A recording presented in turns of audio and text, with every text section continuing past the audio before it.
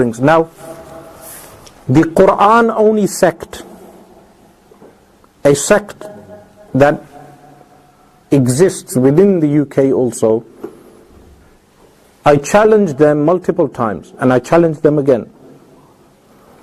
How do they reject the sunnah of the Messenger of Allah sallallahu alaihi wasallam and only accept the Qur'an when the Qur'an has been related to us in 10 qira'at, 10 ways of recitation? Which qira'ah recitation of the Qur'an do they accept? Qira'atu Warsh, Qira'atu Hafs, etc. All the qira'at. Which riwayah,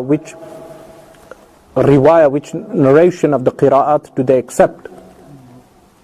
In the same way, how do they know that the copying of the Qur'an, which has been related to us, in the same way that the hadith, mutawatir, mass transmitted hadith has been related to us, how do they know if they reject the hadith mutawatir, why do they accept the narrative of the Qur'an or the narration of the Qur'an to us through mass transmission? By default, they must accept mutawatir hadith, mass transmitted hadith. What do we mean by mass transmitted hadith? Hadith that has been narrated by the same number of people who have narrated the Qur'an to us. If they dispute the hadith based upon khabrul ahad, solitary reports, narrations narrated by one narrator, then we will say to them that the fuqaha, the jurists, debate these narrations themselves. The singular narrations narrated by one or two narrators are debated amongst the scholars themselves. But those who have rejected the sunnah of the Messenger of Allah sallallahu alaihi wasallam have in effect rejected verses of the Qur'an and have rejected the qira'at of the Qur'an, have rejected mutawatir hadith which have been transmitted to us in the same way that the Qur'an has been transmitted. For instance, we know through tawatur, mass transmission, that the Prophet ﷺ was born in Makkah al-Mukarramah. This has reached us in the same way that the Qur'an has reached us. We know by mass transmission that the Messenger of Allah ﷺ is buried in Al-Madinatul Munawwara. This has reached us through mass transmission.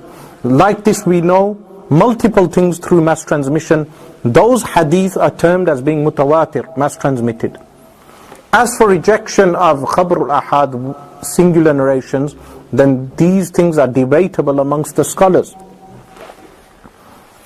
One deception that is given by the Qur'an only group is that they sometimes present forged narrations in order to confuse Muslims. For instance, one narration you will find in the books of tafsir, commentary on the Qur'an, is that the world rests